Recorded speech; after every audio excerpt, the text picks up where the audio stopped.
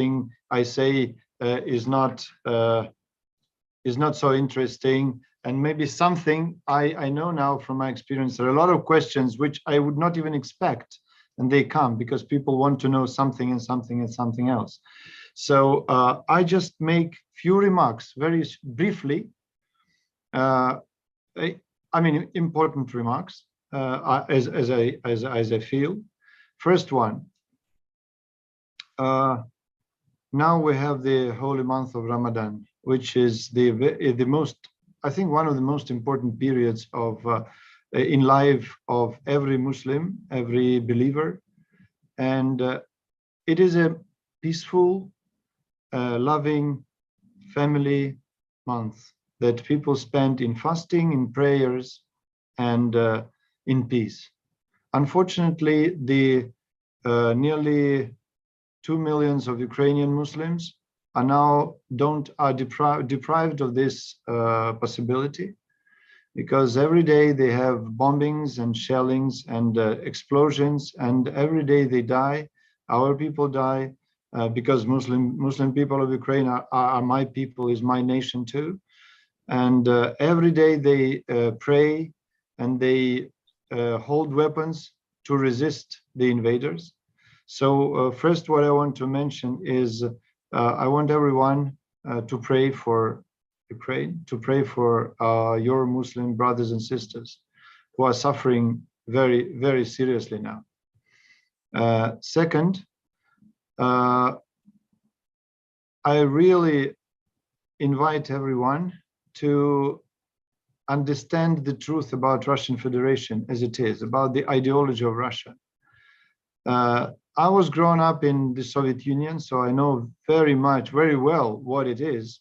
I know what is communist propaganda. I know what is neo-colonialist propaganda that Soviet Union has been using for 100 years. It is a perfect propaganda machine that has been built and sharpened through decades, and even the Nazi Germany used it in the ideology, in the propaganda, because it was like the best one they could find worldwide. So Russian propaganda is the very dangerous tool in propagating crimes, in hiding the crimes, in hiding the truth from the people of Russia and from the people of the world. So I cannot just make you believe in what I say, or I cannot make you just disbelieve in what they say, but I just call upon you for two things. First is, please join our social media, Facebook, Twitter, and Instagram of the embassy, and maybe of myself.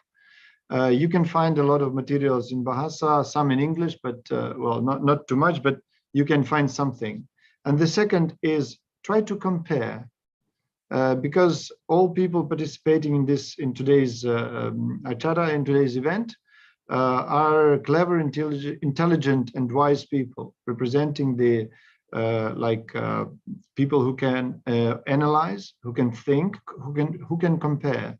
It's very important to compare, because when you see whatever event and you believe it, and then you just compare it to the information coming from Ukraine, from other countries, from many media, from many documents, from many videos and photos, you start understanding that something might be wrong. Yeah, something might be wrong with the pieces of bits of propaganda you receive from Russia. So the characteristic feature of Russian propaganda is this: make the lies so outrageous, so unbelievable. Why do you recording in progress? Make your lies so unbelievable, make your lies so incredible and outrageous that no one will disbelieve it. This is a slogan used by Soviets. This is a slogan used by Germany Nazi. And that's what they use now, telling, for example, that Bucha massacre that happened a few weeks ago until the end of March is a fake. Um, you can also join and see the numerous speeches of my president in front of the parliaments of the world, in front of the media, in front of the United Nations Security Council, as happened yesterday. And you just listen what he says. It's well translated, and it's open, and it's accessible. So please understand that Russian propaganda is the tool for killing people, a tool for massacres, a tool for crimes against humanity that performed by Russian troops, Russian militaries in Ukraine. And third, what I want to say is about a little bit just about the background. I mean, you can know the situation in Ukraine from media, from like not Russian media, of course, but from. By the way, if you understand what is how true and how reliable the Russian media is, I just give you 2 facts or 3 facts. Now, at present, no Facebook, no Twitter, no YouTube, no Instagram, no TikTok in Russia.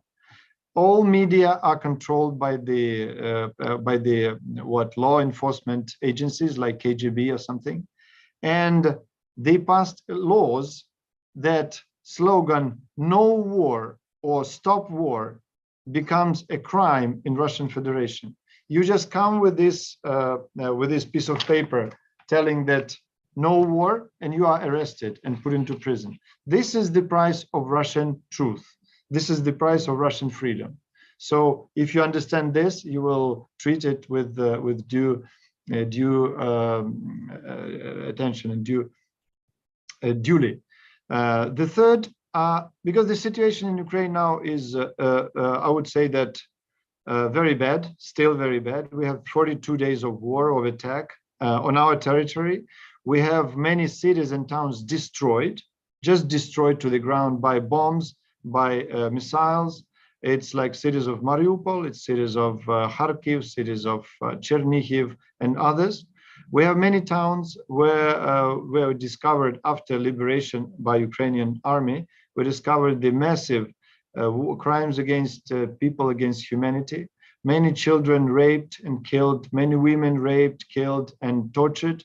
Many men tortured and shot from the back in head, burned, robbed, and everything we can imagine. It's unspeakable, and I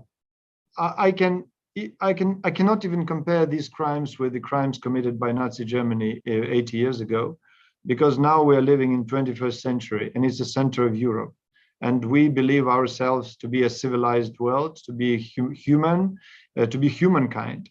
And what they committed in Ukraine and still committing cannot be called human. So all the crimes that they committed will be recorded, will be investigated, and every single person will be punished internationally by the international bodies and everyone. Last remarks is that we have, or maybe last but one, we have a serious humanitarian crisis in Ukraine now, because some cities surrounded by Russian troops are still blocked, still in blockade, and no humanitarian convoys, humanitarian missions are allowed. Just as example, Mariupol, 36 days of blockade without water, food, electricity, medicines, anything. People who just found themselves on the streets after the houses were destroyed.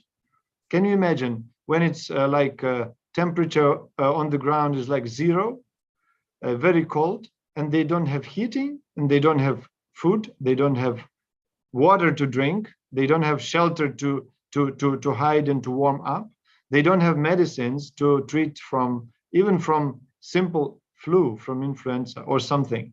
And of course, the wounded people and the injured people cannot be treated, and they die and die and die of this, of dehydration, of cold, of hunger, of everything. So this is the general humanitarian situation in Ukraine. And maybe the last thing is a bit of background for this war. You can trust me or not, but I repeat, I was growing up in the Soviet Union. I know the price for the lies. I know the price for the propaganda. I know the everything about this.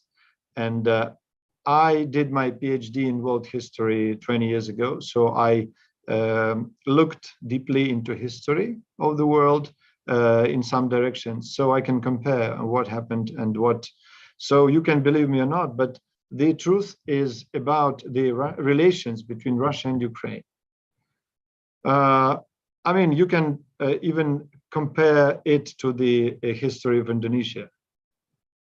Ukraine was under Russian colonial rule for 350 years, nearly like this. So the history of Ukrainian-Russian relations is not the history of brotherhood, but the history of fight and confrontation, of fight of Ukrainian people for the independence against Russian colonialism. This is the absolute truth, and it comes, you can see, well, historical books, historical records. During the 20th century, we fought 3 times. In the beginning, when they tried to create the new colonial state of the Soviet Union, and they destroyed a lot of Ukrainians during these battles. During the Second World War, when Ukrainian Liberation Army fought against fascists, against Nazi Germany, and at the same time against the communists, against Bolsheviks. And the third time is now, it's not just 42 days. Actually, it's last 30 years we fought against the propaganda, against the pressure, against the economic pressure from Russian Federation. And now this 8 years ago, we were attacked, our territories were occupied. And now 42 days ago, we faced the real invasion, full-scale invasion. And to understand that, I don't think anyone can understand this, but this is the bad fantasies of mad dictator Putin of Russia, that he can make Ukraine surrender. He can seize the capital city and other cities in no time, like in weeks' time.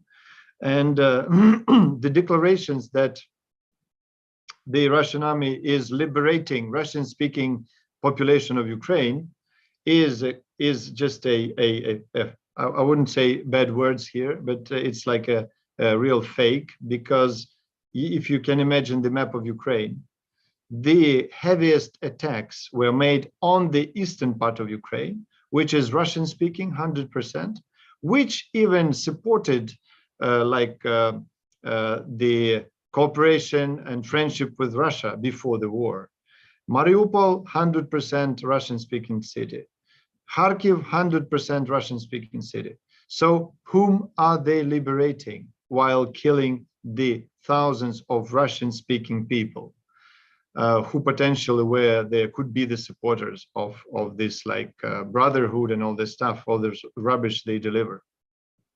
And you must understand also that the rubbish about the referendum in occupied Crimea is, again, it's another fake. Crimea is the homeland for Ukrainian Muslims, homeland for the majority of Ukrainian Muslims, Crimean Tatars. And after the occupation, many of them fled into Ukraine, into mainland Ukraine from the peninsula. And you must know that how seriously Russian regime oppresses the Muslims in Crimea now. Even the Parliament of Muslims, Majlis Crimean Tatars, was banned by Russian laws as terroristic organization. And many Muslim imam, many mufti were imprisoned for the accusation of terrorism. Yeah. And many Muslim people, many wartawan, reporters, journalists, and activists were also imprisoned, groundless. And the last one I want to say is about the Putin as so-called, or many people think he's like a friend and protector of Muslim people. The crimes Putin's regime committed against Islam are huge. During two Chechen wars, which took place in like 20 years ago, more than 300,000 of Muslim women and children were murdered by Russian army. More than it's nearly 1/3 of Muslim population of Chechnya. 300,000. 300,000 orang. And these are civilians. Many people were killed even before or even after this.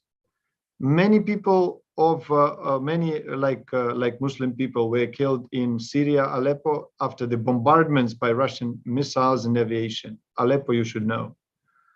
And now what he does is he sends the people from Chechnya to the war in Ukraine in order to kill Ukrainians, in order to confront Ukrainian Muslims, in order to kill Ukrainian Muslims. And we have a lot of, my friends are, well, I have many friends, Muslim friends, but two of them are Mufti of Ukraine and Mufti of Crimea. And they made a lot of appeals to the world, to the Muslims of the world and to Muslims of Russia, telling them that if you come to our land, we have to defend our land.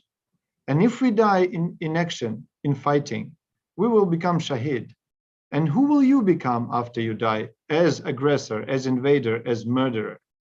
So this is the clear message to the people of the world, of Indonesia, including, that the position and the treatment of Vladimir Putin and his regime towards Muslim people of the world, or including of those in Russia.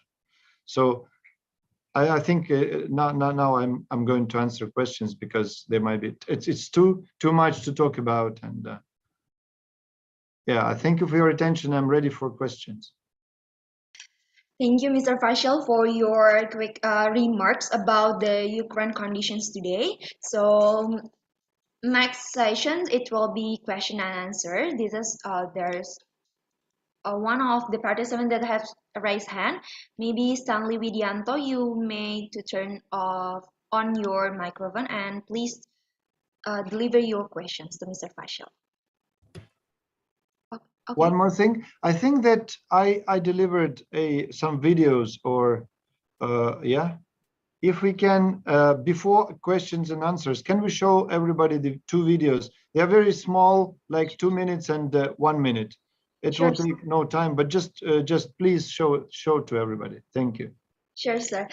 So may I ask about the video that will be delivered by Mr. Faisal or from the commit?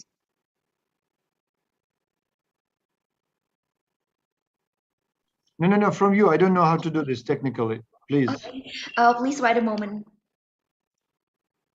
Maybe for the operator, you may to share screen about the video. I don't. Yeah, I don't know how to do this. Okay, sir. Okay. Yeah, maybe while you're preparing, you tell me when you're ready, and then okay. I just talk a bit more. These are the videos that were shot in two places. One is many cities and towns attacked by Russian missiles and bombs. And the second video is about the Bucha massacre. So please.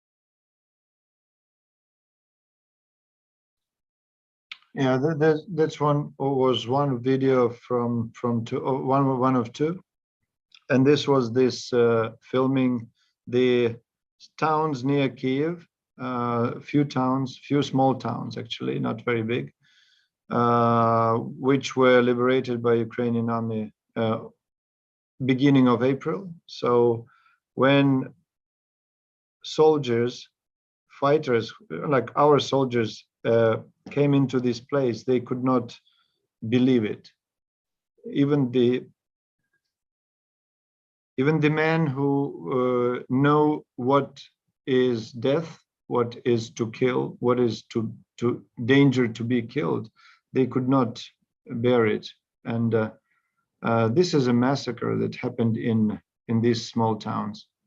These people, it's just a small part of people killed there during the stay of Russian troops or Russian occupants. And now the investigation is on the way. So the prosecutors, experts are working there, and we have a lot of videos shot from the satellites or from the cameras working in those times. So we have a lot of documented proofs for that. Plus, of course, the hundreds of bodies of the people shot, killed, tortured, and raped. So this is what happened in our very close. It's from my flat in the capital. I drive to this Bucha, maybe 20 minutes of drive. It's just very close. I visited these places many times. They were like very small, beautiful towns, and now they turned into the ruins. And after the soldiers of Russian army, after killings, after all these crimes, what they did, they put mines and grenades under the bodies and in the houses destroyed, and they robbed every house they can enter. They took away everything, like socks, like pants, like shirts, like baju, like I don't know, conditioners, air conditioners, like freezers, everything they could find. They just pack it into boxes and took away. And why I'm so sure that the punishment will come, because by now we know. Yeah, sorry, I'll stop here.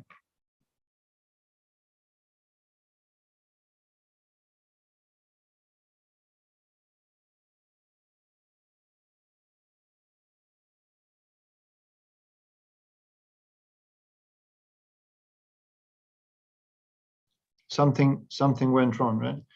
By now we have all the lists of those criminals, all the names, the addresses, the army ranks in the army, the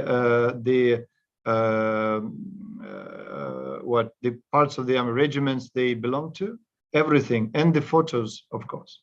This was made by many, again, by people, delivered by the people who can have access to this, and also by the post offices in Belarus, which filmed all they have cameras. They filmed all these, postings of the robbed commodities to Russia.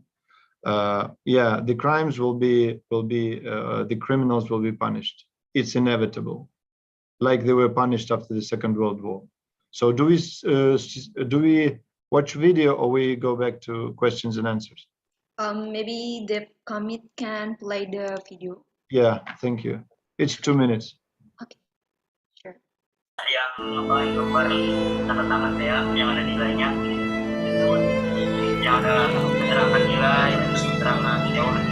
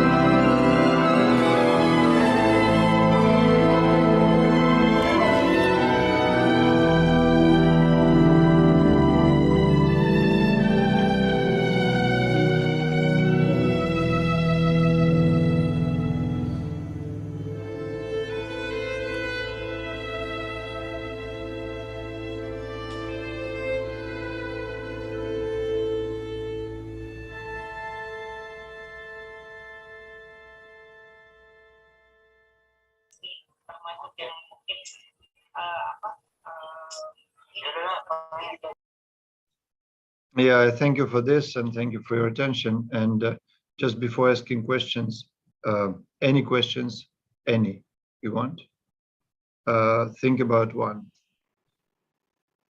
Thank you, Mr. What can justify this? What concerns, what dreams, what targets can justify this? Thank you. Thank you, Mr. Fashel, for the explanation. Also, the video that has been shared by at last previous video. So next we will we're gonna next to the question and answer sessions. There is Stanley Widianto who has raised his hand. Maybe you can turn on your microphone and deliver your questions.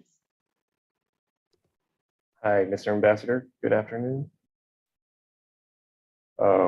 I just have one question for you. What do you think Indonesia should act, knowing that a lot of Western countries are maybe boycotting the G20 summit? What do you think? What do you think Indonesia should act around that? Yeah, I think that's about it. Thank you. Yeah, about G20. First, I believe that the government of Indonesia, the leaders of Indonesia, are wise and experienced people. So I'm not going to give them any advices, or I'm not in a position to teach them or lecture them, right? Because they are much more wise and experienced than me. And it's up to the government of Indonesia to take decisions about Indonesia, right? I would only like to say that I think, to my humble opinion, the war criminal of the scale of Adolf Hitler cannot participate in any authoritative and respected gathering, because the presence of this man on any summit, on any conference, virtual, online, offline, in any case, will be the humiliation to all the other people present there, and it will be humiliation to the world's humanity, to security, and to peace. That's my opinion on that.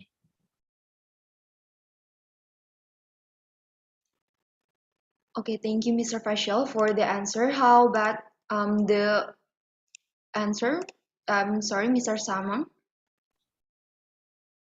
Okay, so we're gonna next to the second questions from Mr. Dennis Tilar. So you can turn on your camera, microphone, please. Okay, good afternoon, Your Excellency, Mr. Ambassador. Am I audible? Sure. Okay, so I have 3 questions to ask to Mr. Ambassador. My first question is that during your interview with Asumsi, I don't know if you still remember the interview or not, you quoted, or no, you said a quote by a comedian from Ukraine that encapsulates almost like the main Ukrainian foreign policy is to piss off Russia. I don't know if I think I'm correct with that quote. You said that. Okay, so my question is that why the Ukrainian government is always antagonizing Russia? I'm not saying because I'm ignorant. I'm saying because I want to hear the professional statement regarding this stance taken by the Ukrainian government well beyond the first invasion of Crimea 8 years ago in 2014.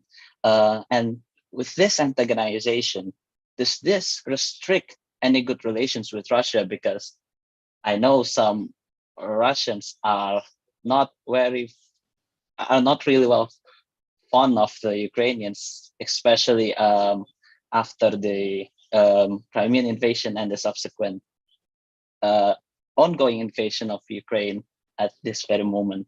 And why has there never been any compromise between the two countries regarding the amicable relationship?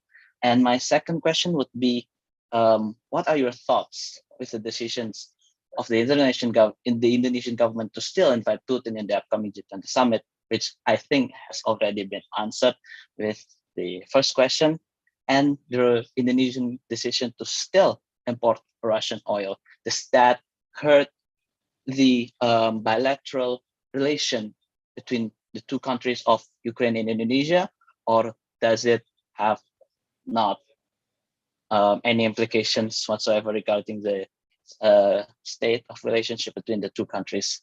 And I don't know if I am allowed to ask this because this one is kind of personal. So forgive my insolence to ask it, because again, this is quite personal, but I'm interested. So yeah, I only got one chance at this. Why not?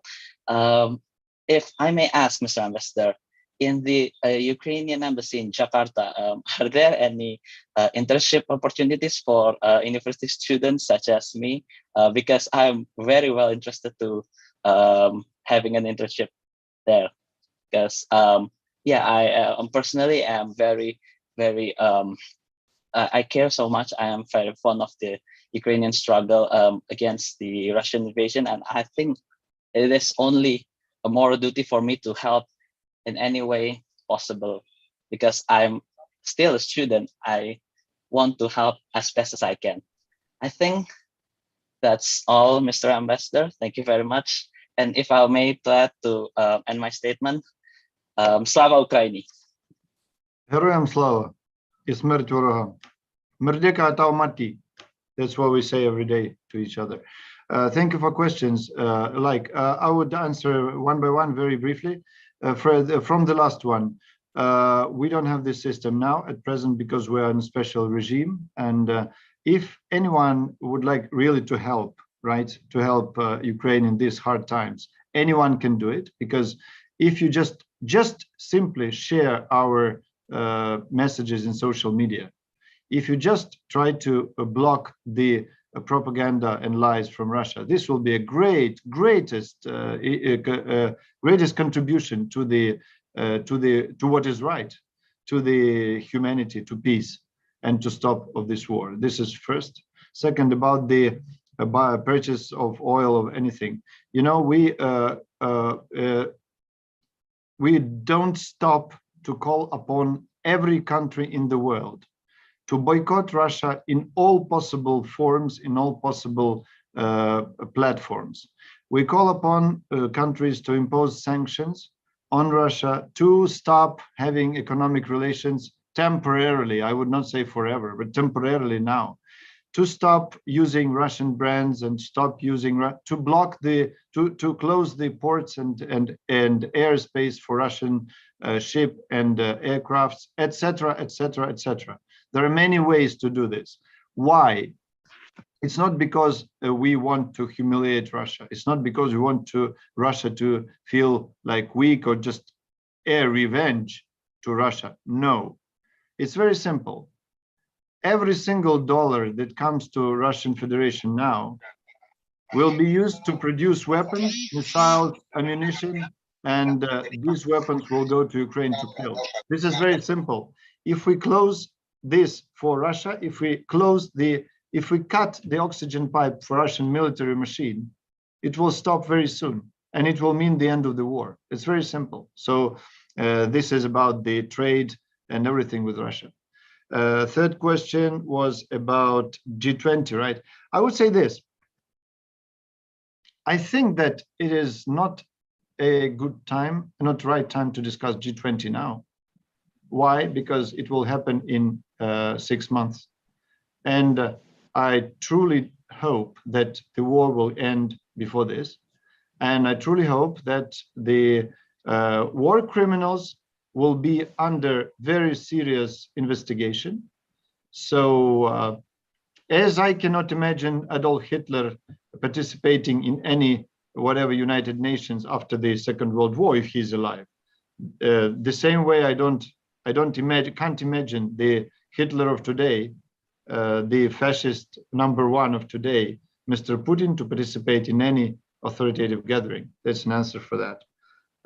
But we don't have time. We don't have we cannot wait 6 months just to have the G20, gathered in Bali, because we are dying every day. We are being killed and murdered every day, and bomb. And my family is still in Ukraine, in Kiev. So in the small city near Kiev, and I'm really worrying. My wife, my mother, my daughter, and all.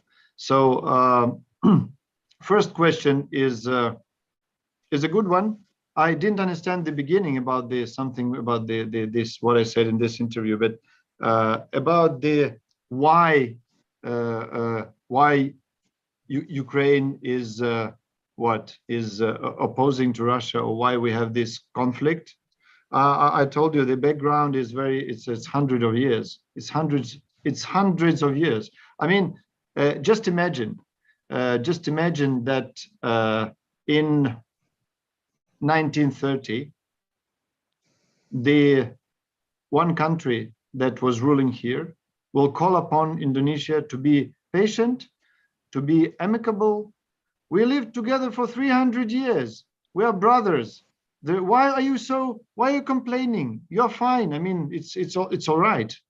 Can you imagine that, like after the Nanking in China, Nanking massacre in 30s, I think it's 1937 or 38. The Chinese people will be called upon for being friends, brothers, and all this stuff. We have a lot of examples like this. So, I mean, the history of our relations. Do you know that under Soviet regime in Soviet times, we tried to calculate, it's very difficult to do, but under Soviet regime in 1932-33, in years' time, around 6 million of Ukrainians died of hunger, because they were taken away all the food, all the grains, everything edible. Around 6 million people died of famine. How can we be friends in this situation? And after the war, it was an attempt to remove Ukrainians from the lands to Siberia, to Far East of Russia. Forcefully, just remove, like they removed Ukrainian Muslim Crimean Tatars in 1944, I think 43, 44, from Crimea to Siberia and Central Asia, forcefully, 100%. That was the plan of Russia, to remove the people from the land, to remove from the graves of the ancestors. Now, after we became independent, 30 years of struggle, because every year we received the messages from Russia that we will cut off gas and oil for Ukraine, so you have to do this, you have to do that, and we will leave our Black Sea fleet on Ukrainian territory, blah, blah, blah, blah, blah. So many things. And 8 years ago, it's obvious. How can we be friends or brothers after what happened 8 years ago? 8 years ago, only within few months, 15,000 of Ukrainian people died in battle in the east of Ukraine. And at that time, our army was really weak. We didn't have like good weapons. We didn't have anything. And they were just surrounded and killed. Is this something that brother or friend will do to your neighbor? No, I don't think so. So this is the way. The history of our relations, the history of struggle against the aggression. I would say not even, this is the attack of neo-colonialism on the democracy. It's a world scale problem. You know, the biggest country in the world in terms of the territory, the nuclear state, one of the biggest nuclear states, or second biggest, I think, the influencer in many regions, the it should be the permanent member of the UN Security Council, who should be a protector for peace and security in the world, including the peace, stability, energy security, food security. It should be a protector. It should be a shelter for the countries who are in need. And what happens? It attacks everyone around. It attacked Moldova, it attacked Georgia, it attacked Ukraine, not counting the other countries like Syria and all that. So what kind of friend that could be, you know? Did I answer your question? Yes, I think you answered it completely. Thank you. Okay, thank you, Dennis, for the question and Mr. Faisal for the response. So next we get to the Mr. Ahmad Mohan Sifai. Maybe you can turn on your microphone, please. Thank you. Thank you the time. Good afternoon, Mr. Ambassador. You know, maybe the Indonesia mostly Muslim, yeah, but the Zelensky state looks like close to Israel. Yeah. How about your opinion about Zelensky state? Maybe from digitally 2 years ago, Zelensky state looks like support Israel. And the second question, what the main purpose? What main reason why Ukraine try to have to join with NATO? Thank you, Mr. Ambassador. Thank you for that. The first question is sounds a bit strange for me because I'm not an expert in Palestine and Israeli conflict. It's a long-term conflict in time, and it is the conflict. It's not like one country simultaneously invaded the other country, the whole territory, and start killing and start murdering people like that. So I'm not an expert in this Palestine conflict, but it's how did you get?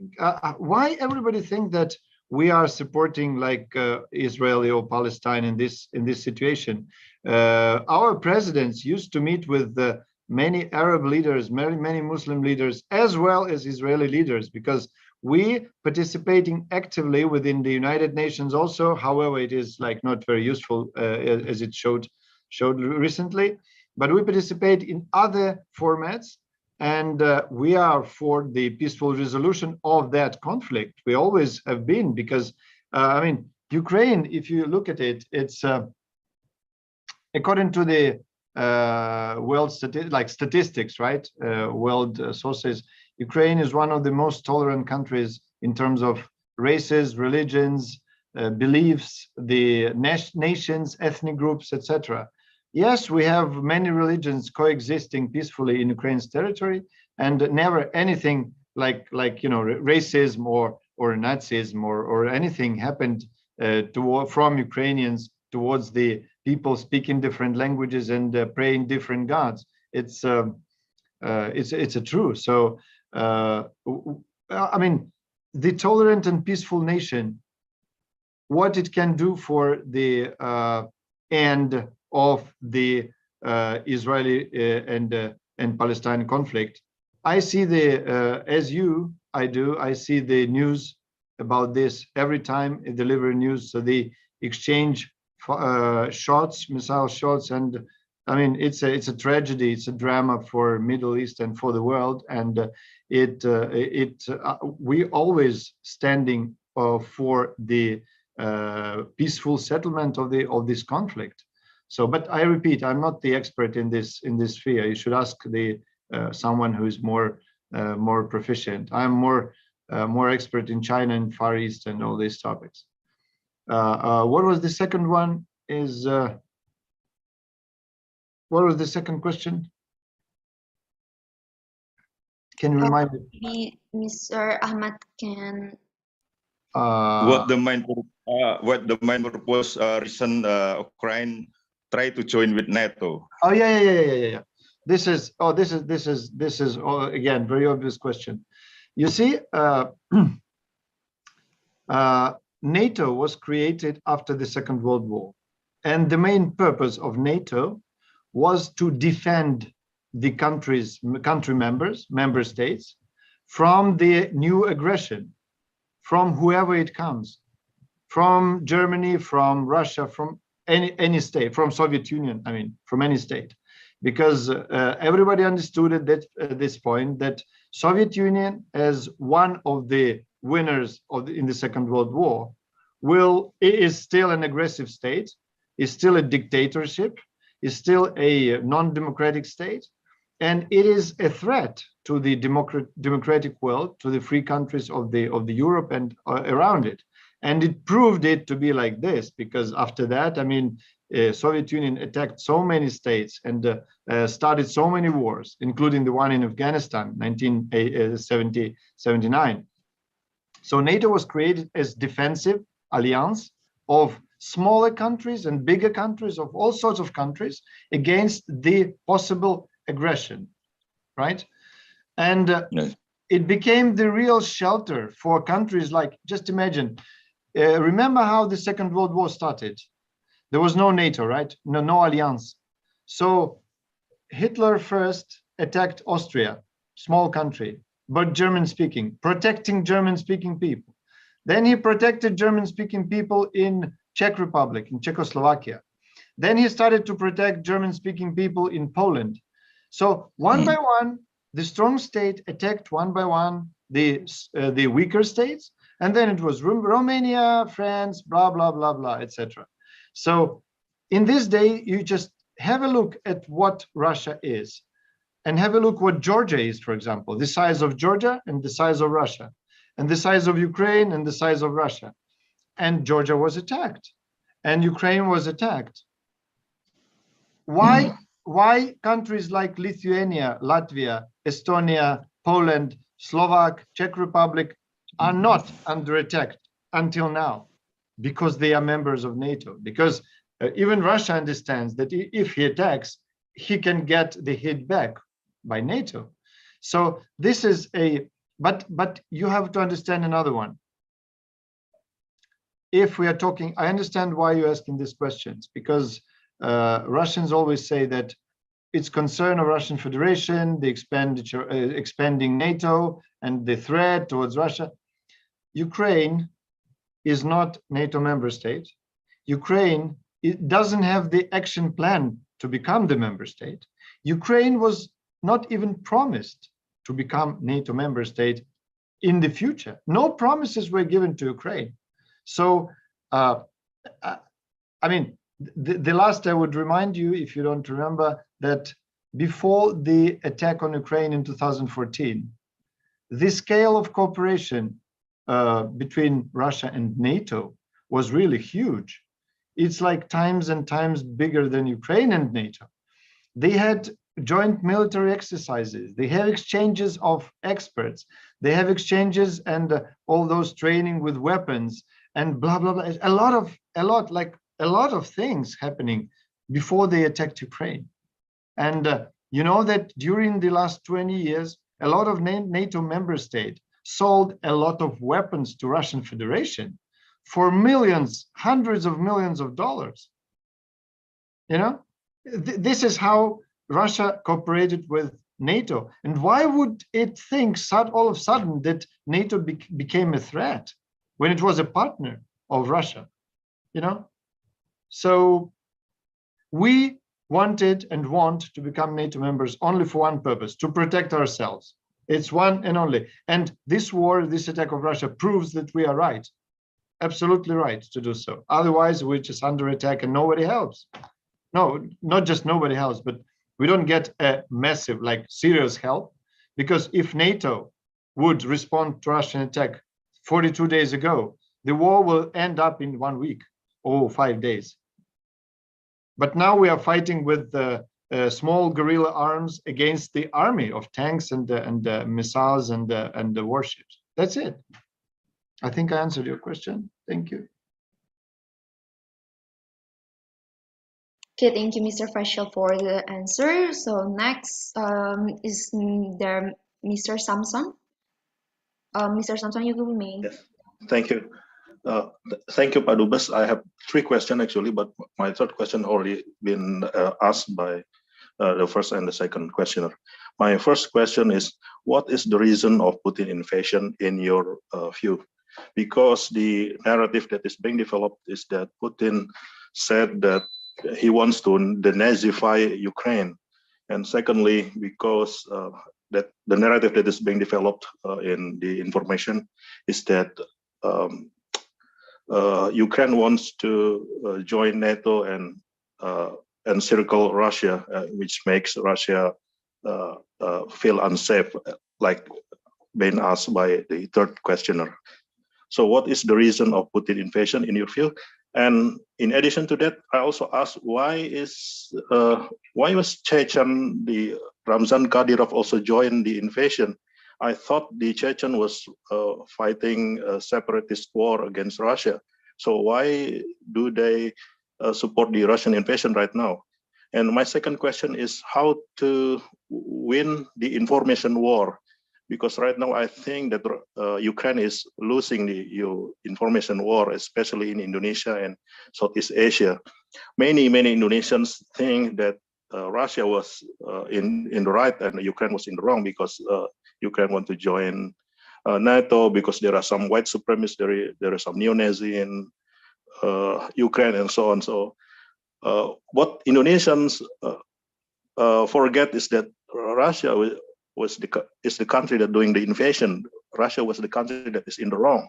If you have problem with the some neo-Nazi members or problem with the attempt to join NATO, you should talk. You should go with dialogue and diplomacy, not doing the invasion. Doing the invasion alone is proof that Russia is in the wrong.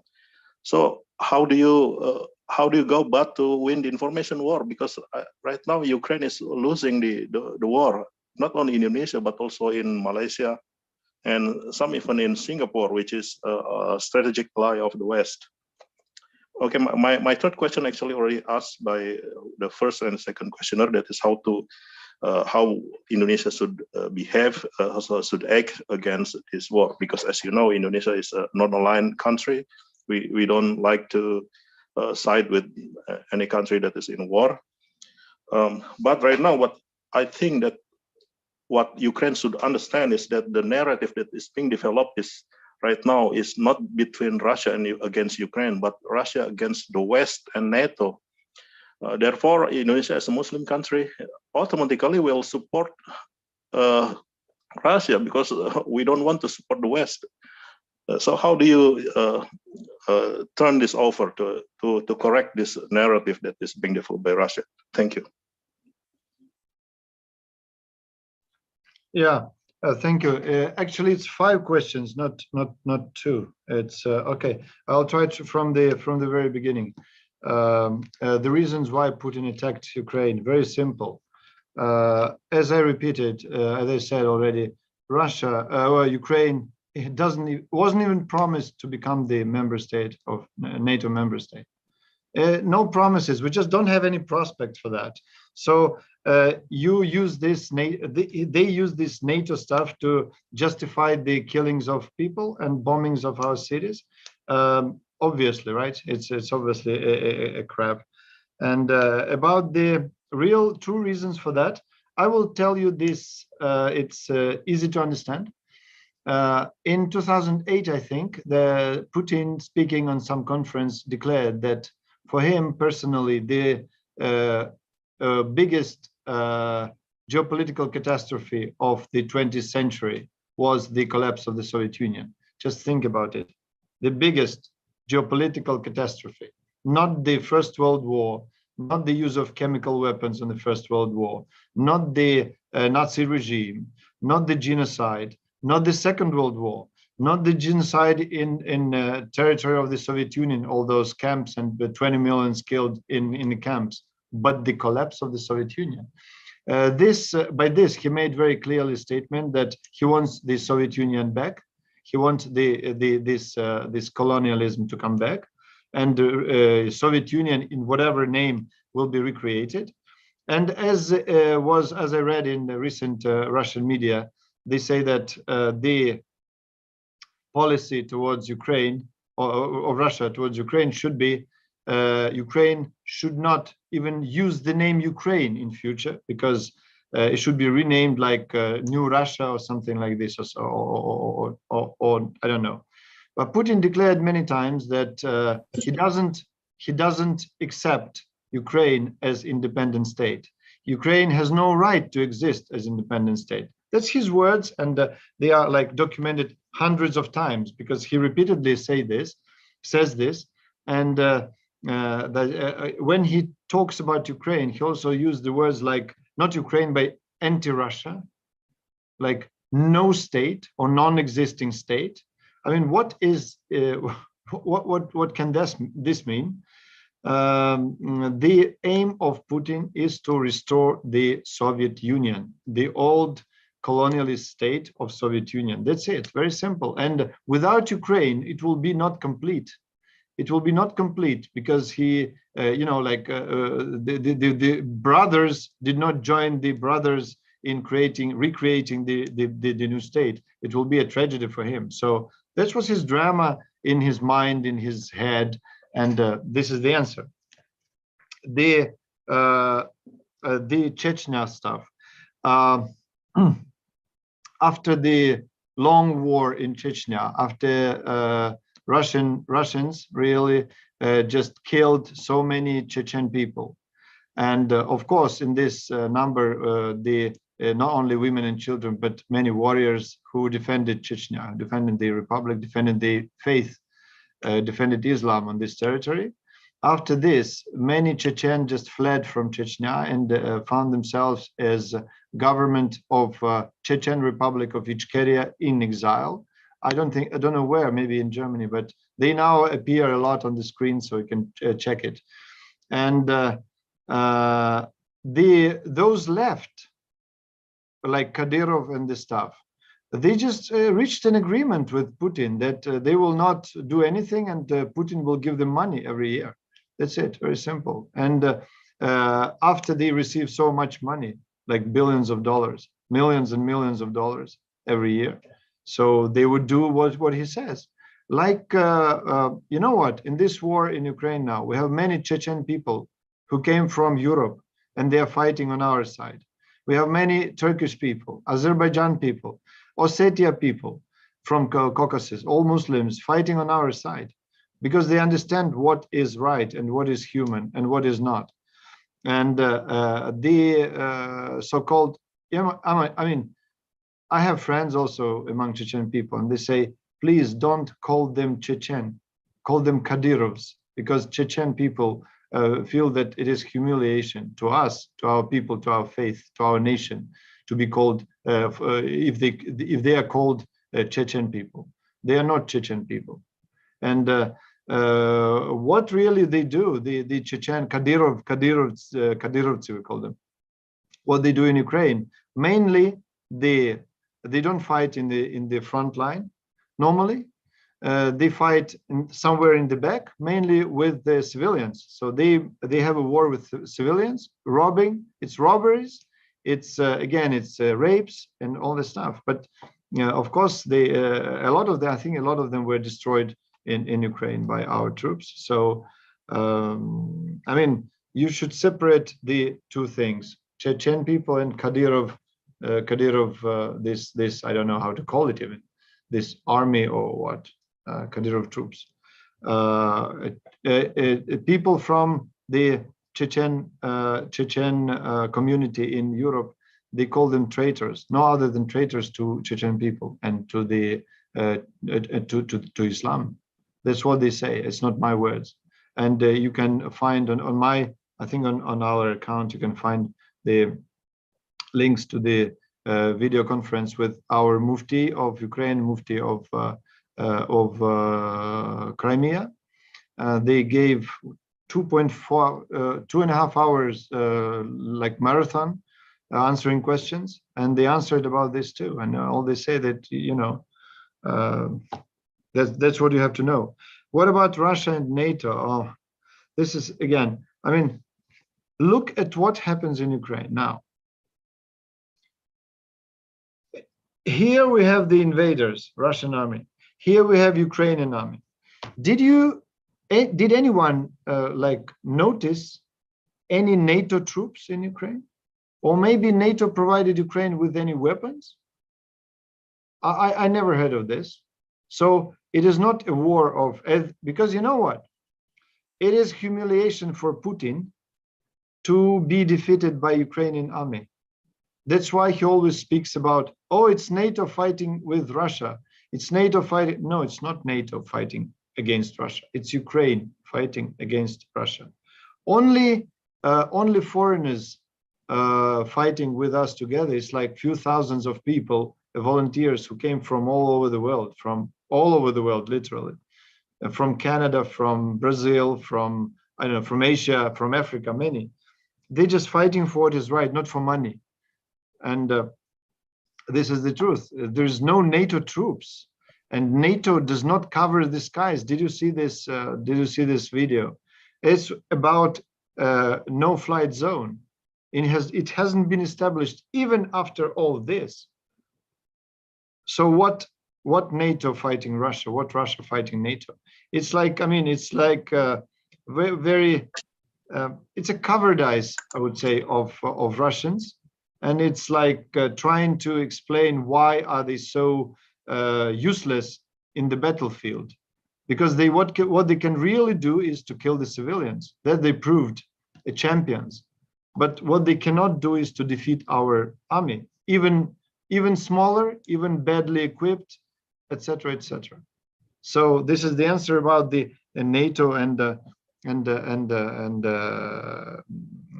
fight again. You know what the confrontation between NATO and Russia. It's a piece of lies, and as always in Russian propaganda. And I forgot. I tried to write down the last question about the about this, yeah, about the war, information war. You know, Russian propaganda used hundreds of millions of dollars during last 20 years at least to build up the system of this like propaganda and brainwashing in all over the world, in many countries. In Europe, in Asia, in Africa, in Latin America, everywhere. They spent I would say billions of dollars during 20 years because they had a lot of oil and gas and all this stuff. So how can we counter efficiently the something that has been built for billions of dollars during 20 years? How can we counter it like in 1 month? But I would say that this is not impossible. And this is not about the like Muslim population or not Muslim population.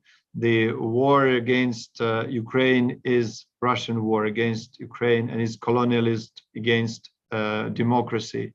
And you don't want to take sides. Don't take sides. But neutrality does not mean silence. Neutrality and not taking sides, not sending the troops or not giving the weapons does not mean you cannot do many more things to bring the peace, because the neutrality in my imagination meaning peace and stability worldwide. So if you can do something which will not lead to the death of any people, you can do this.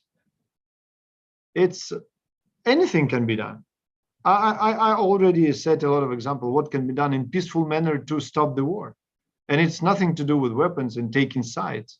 Yeah, we are talking not about taking sides here. We're talking about the country that being under real serious attack, and sufferings and losses are huge, terrible, and unimaginable. So I mean, you take sides, not take sides. You just playing this game of taking, not taking sides, or you try to put the end to this war. This is what peacekeepers do. This is what the countries do that really want this war to stop. Yeah, information war is a very complicated thing, and we still have very limited resources, especially in the wartime. We don't have resources for to cover all the media, to buy prime time on the television. We don't have this money. It's big money. Like every time you buy prime time, like an hour to make an interview and to say this rubbish what the ambassador of Russia tells everyone, like these lies and all that. We don't have these resources. And I mean, we can physically like talk to the media and say, okay, guys, we pay you money. You just deliver the information that we give you. That's what a Russian embassy does here. But this is huge money again. And we are at war. We don't have these resources, simply. But we have friends, and we have people who can think. We have people who can analyze and people who really want to make a contribution to the peace, not only in Ukraine, but to the worldwide. That's why people are helping us. They're helping us to arrange the interviews like what we do today. I'm trying just to explain what is going on, and this is a huge contribution to the future peace. I thank you very much for the organizers, for everyone who participated here. And yeah, it's hard, but we are trying, we are fighting, and I will be very grateful if you can join our social media and just share something. Just share it with your friend what you feel is right. This will be great help and great support for the peace. Thank you.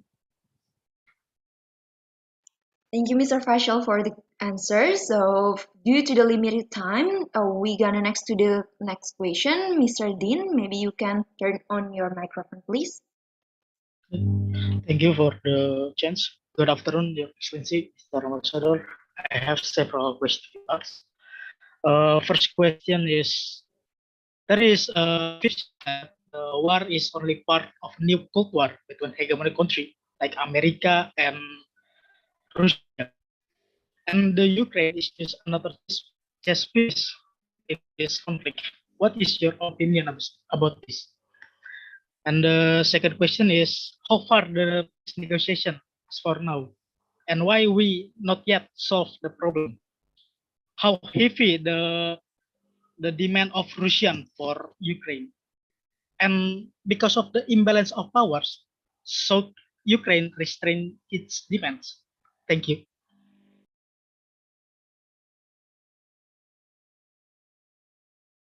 Yeah, thank you so much, Pagdin. I don't.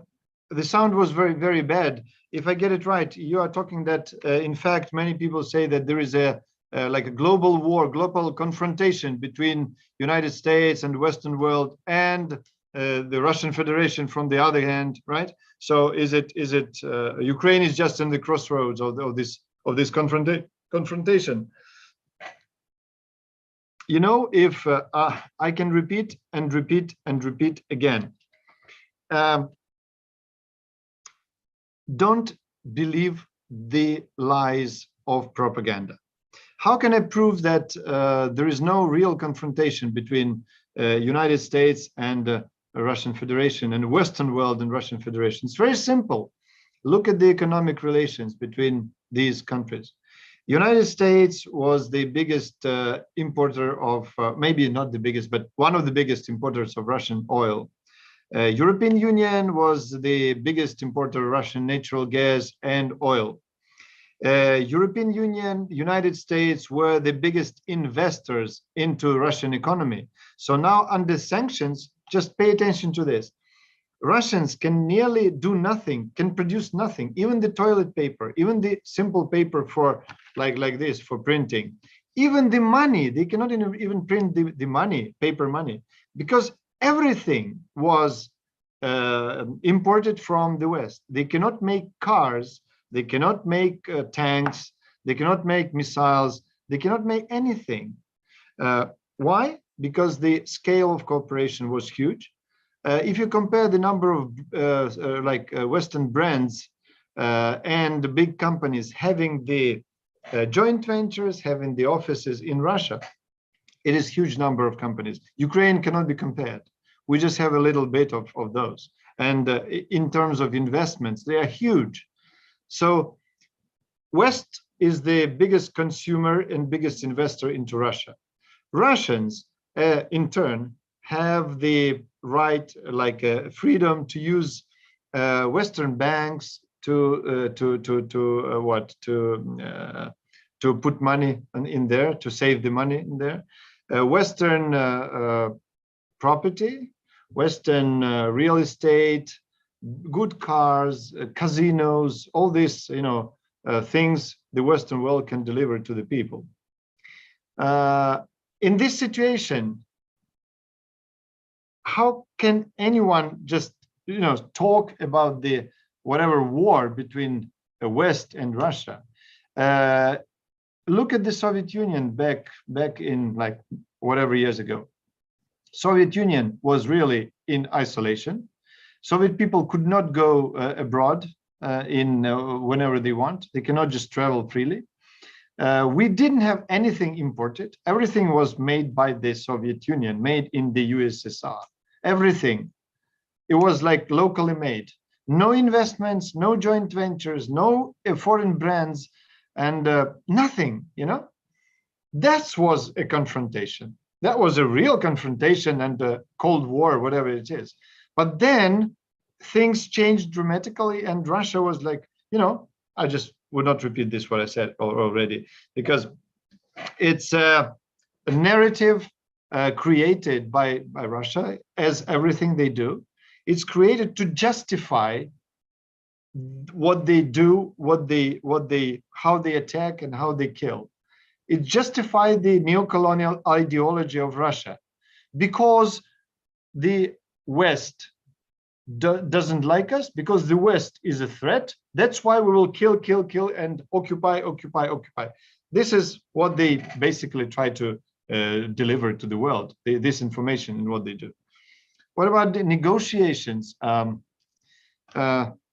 It's very simple. We are ready to negotiate. Just, I mean, you are wise people and clever people, you will understand. It's easy. When two people fighting, what should we do to start speaking? Maybe we should stop fighting. Yeah. Maybe if you are talking about the peace negotiations, maybe you should stop bombing our cities, or maybe you should stop killing our people. Maybe this is one and only demand of Ukrainian delegation, of Ukrainian side towards Russia. The only one condition under which we are really ready to talk about anything: stop killing people now, stop bombing our cities now. And the demand of Russia, I would not talk. It's just ridiculous. It's like, you know, give us the half of Ukraine, just give us your territory, then just give up your weapons, all your weapons, just become like protectless. What? I mean, we don't trade by three things, as my president used to say, and I said this repeatedly. We don't trade by our land, by our territory. It's our territory, sovereign territory. We don't trade by our people, by our brothers and sisters, never. And we don't trade by our sovereignty and independence. That's it. So anything else can be talked, but first stop fighting. Thank you. Thank you, Mr. Fashil. So how about the answer, Mr. Dean? Is it Thank you very Stephen. okay? Thank you. Due to the limit time, we still have two questions on the chat box. Let me read the questions. Assalamualaikum warahmatullahi wabarakatuh. Good afternoon, Mr. Ambassador. My name is Fadal Zulian Gunawan from Indramayu. I want to ask, why did Russia, in carrying out its invasion of Ukraine, use the Z symbol on their military vessels, not using the red star? What does the Z symbol on the back on the Russian military vessel mean? Thank you. You know, it's a very good question. I like it. You know, every fascist regime is very fond of symbols. If you remember the Soviet Union, everywhere the symbols of our, you know, like stars and circle and hammer and all that stuff, it's everywhere. In Nazi Germany, it's everywhere. Well, this swastika, or this you know, this stuff everywhere, and the gestures of the Nazis and the songs and the wordings and everything was just very symbolic. So as a state seriously supporting various Nazi organizations, fascist or neo-fascist organizations, Russia is also stick to the symbols. And I really don't know what that means, Z, because they have many. They have many. They have V, they have Z, they have maybe C or something, which represent the main forces from the like main forces of Russian Federation, and then the maybe coming from Siberia, coming from other regions. How can I? Again, you can disbelieve me. Okay, if you look at the Nazi Germany, you think that maybe I'm right. How can I prove it another way? You know why Russia attacked Ukraine? It's my theory, because I'm so used to be Soviet, right? Why Russia attacked Ukraine on the 24th of February, 2022? You know why? Again, it's a matter of mythology created by propaganda and by all this machine. Very simple. 23rd of February used to be the day of the Soviet army and fleet of the Soviet Union. This is a symbolic date of victories of Soviet army, you know, victories. That's why immediately after this holiday, they attacked. Another reason is they prepared for the military parade on the 9th of May in Kiev. It's also obvious. We've discovered a lot of documents confirming this, and even the uniforms, new uniforms with all the medals, you know, for seizing Kiev, for seizing Odessa, prepared for the parade. And why this year? Why not last year? Why not next year? Why not like 2019? They were ready already. Why? Because the dream of Putin is Soviet Union. The dream of Putin, it's his point. And the Soviet Union was created exactly 100 years ago in 1922. So this is the 100th anniversary of a great country, and it will be re-established, it will be rebuilt today, this year. This is the symbols. So I don't know what is Z, but it will become the second or third association with fascism, really, of the 21st century. Thank you. Great answer, sir. Thank you so much. So let's go, we're gonna move to the last questions from Marcus Gartiwa. Your Excellency, how far your people do in defending the country in facing the harsh Russian offensive nowadays? Meanwhile, lack of foreign support. To answer this question, first of all, we are not alone. I didn't say that we were not supported. I say that NATO is not closing skies. NATO is not providing us with weapons, but friendly countries, friendly partners who are NATO members, they provide us with military assistance. They give us weapons. They sell us weapons. And this is fine. This is just you know, helping us a lot. They provide us with financing, so to keep afloat, because war is about money. So they are lending or maybe giving, I don't know, the systems, but they are helping us a lot. They are providing us with huge humanitarian aid. They provide us with the possibility to evacuate our people to Europe, to safer places. So the help is huge. And how the Ukrainian people can resist to the big army and very, like, what? Second biggest army in the world. How can Ukrainian people do this? I will answer you. You just simply go back to the 1945 and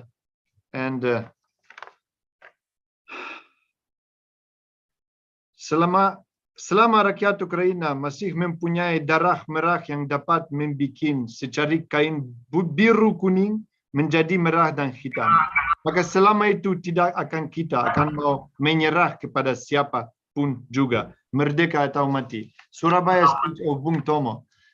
Remember what he said. We are ready to die. We are not afraid to die. Everyone is ready to die. What Ukrainians are afraid of is the security of their families, independently who they are, the children, the husbands, the fathers. Everybody is afraid only of that, but they are not afraid to die for their country. So it's reality, and Ukrainian proved not once that they are peaceful people, and they are like, don't take offense, and they're just working and doing something. But facing the real threat to the land, to the nation, they become the warriors that I mean, not many can compare with. So Also, you can try to look at my Facebook. I published 3 days ago, I think, the words of great son of Chechen people, of General Johar Dudayev, the first president of Chechnya. The words he said in 1995. Just look what he said about Ukrainians. That, yeah, it explains a lot. The Ukrainians, if they taken away their land or something else, they always come back. And in this situation, they do not control the force. They just destroy the enemy. They just destroy the invaders. That's, I mean, it sounds pathetic, but I tell you, I listen to Bung Thomas Surabaya's speech every day, just to remind what is going on in Ukraine now. It's true. Thank you, Mr. Fashel. Maybe because we have a limit time, maybe you may to have a closing remarks or maybe a closing statement that you can deliver to all of us.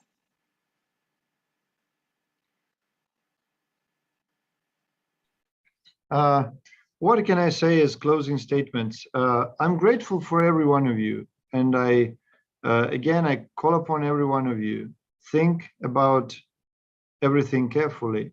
And only this can prevent us all from being disinformed, misled, misdirected, and against fakes and against all this propaganda. And I really truly rely on your support towards Ukraine, because I repeat and repeat again, it's not the war of one country against the other. It's the attack of colonialism to the democracy. And it's the global problem.